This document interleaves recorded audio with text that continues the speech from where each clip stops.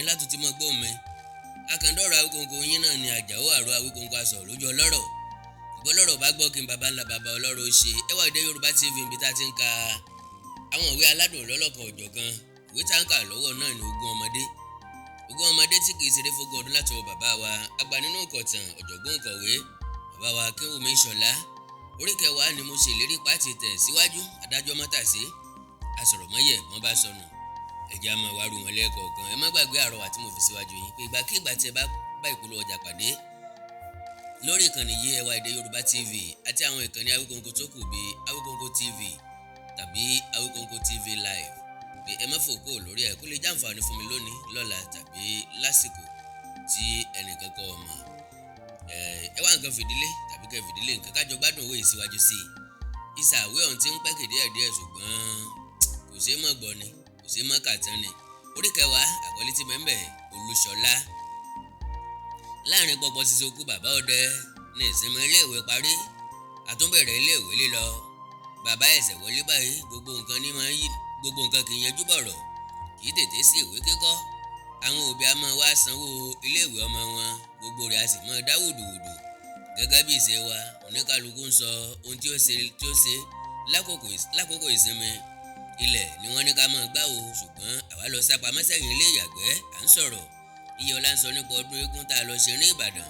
Nígbà tí Iyọ̀lá sọ̀rọ̀ nípa oyin tó jáde lórí eégún kan ọmọ kan tá ń pè ní Olúṣọlá sọ pé irọ́ ni Iyọ̀lá ń pa, ó ní ẹnu rẹ̀ ti dùn jù àti pé gbogbo ohun tí ojú rẹ̀ kò bá tó ni máa ń sọ. Inú bí Iyọ̀lá púpọ̀ ó dìde fù ó fẹ́ gba Olúṣọlá lẹ́nu. Gbogbo wa ń bẹ̀ ẹ́ ṣùgbọ́n Olúṣọlá fúnra rẹ̀ kò dákẹ́ jẹ́ ó bẹ̀rẹ̀ sí fọ́nu. Ó ti fẹ́ máa bẹ́ wò ó ní òun ṣetán láti bá Iyọ̀lá jà. Irọ́ Olúṣọlá ń pa o, ẹnu lásán ló ní o kò lè jà o. Bó bá ti fẹ́ jà ó ní ọgbọ́n kan tí máa ń dà. Olúṣọlá rọra bọ́ ẹ̀wù rẹ̀ yóò sì fún àbúrò rẹ̀ tá ń pè ní Olúrántí. Yóò wá sọ fún Olúrántí pé kó máa mú lọ sí ọ̀dọ̀ ìyá òun nílé. Yóò wá sọ fún ẹni tí wọ́n jọ fẹ́ jà pé ó dúró kí àbúrò òun ó fi dé. Kó dúró káàbúrò òun ó fi dé àmọ́ sọ pé sáà dúró náà o. Èmi kì í ṣe àgbà n ò fẹ́ ká sọ mi ó ya. Ìyá mi ti fi eléyìí kọ́ mi jẹ́ káàbúrò mi ó dé. Kí n rí i pé ó ti mú aṣọ mi délé ká tó wá bẹ̀rẹ̀ ìjà wa. Wọ́n fẹ́ lu ọ̀pá lónìí. Bí ìyá rẹ̀ bá ti rí i pé Olúṣọlá ti fi aṣọ ránṣẹ́ sílé báyìí ìyá fariwo ta pé kí ọmọ wọn má jà o. Ìyá máa sábọ̀ á sì mọ bẹ́ẹ̀ ni tó fẹ́ bá Olúṣọlá jà. Ṣùgbọ́n bí Olúṣọlá bá ti rí ìyá rẹ̀ lọ́ọ̀kan àwa múra ìjà gidi a máa ṣe bí ẹni tí ó fẹ́ jà gan. A máa halẹ̀ kiri títí ìyá yóò fi dè é mọ́. Yóò máa wá gbénú yóò sì máa sọ pé ìyá òun ni ọ̀jẹ́ kò wọ́n na onítọ̀hún pa. Yóò máa lérí pé ọwọ́ òun yóò tún tẹ onítọ̀hún.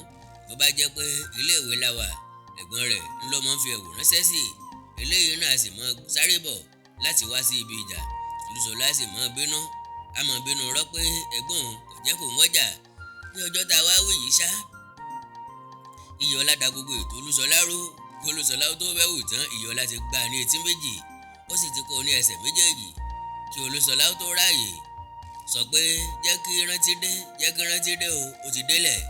Iyọ̀lá kì í mọ́lẹ̀ ó ń rò ó ń gbà lójú gbà nímú. Àwa ń wò wọ́n níran ní tiwa. Olúṣọlá ló wà nísàlẹ̀ Iyọ̀lá ló wà lókè ṣùgbọ́n síbẹ̀síbẹ̀ ẹnu Olúṣọlá ò dúró. Ó ní ẹ má là wá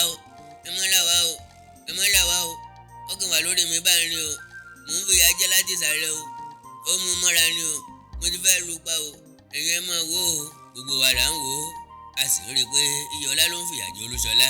Ohun tó yà wá lẹ́nu ni pé Olúṣọlá ò sọkún rárá kàkà kó sọkún ẹnu ló tó ń fọ́n. Ńgbà tó wá dàbí ẹni pé ọwọ́ ń dùn jù ó bẹ̀rẹ̀ sí kìlọ̀.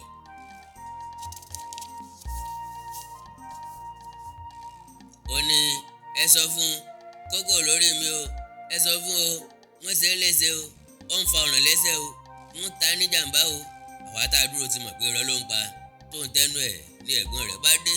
Ó sáré fa Iyọ̀lá dìde ó sì ń bá àwa tí a dúró wí pé a dúró à ń wòran a ò làwọn níjà.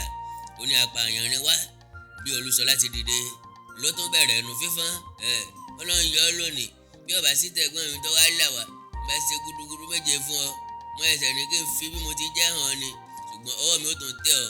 Gbogbo wa ń rẹ́rìn ńgbà tó ń sọ̀rọ̀ wọ̀nyí ẹni tí a nà ní kò mọ̀ mẹ́fà tó ní mẹ́ta ló bá òun mẹ́ta kò bá òun ara rẹ̀ lọ́wà.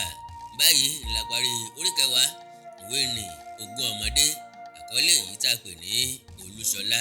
Ẹ má kó lórí ìkànnì yìí láìkí sí pé subscribe sí chánẹ́ẹ̀lì yìí láti máa rí àwọn ìwé aládùn míì tá a bá ń kà àti láti ka àwọn eléyìí láti gbádùn àwọn eléyìí tá a ti kà sẹ́yìn. Akandọ́ra Awikonko náà ló kọ mi, Àjàó àrò Awikonko aṣọ lójú ọlọ́rọ̀ bọ́lọ́rọ̀ bá gbọ́ kí n bàbá ńlá bàbá ọlọ́rọ̀ ṣe. Ẹ ṣé, ẹ kú kalẹ̀.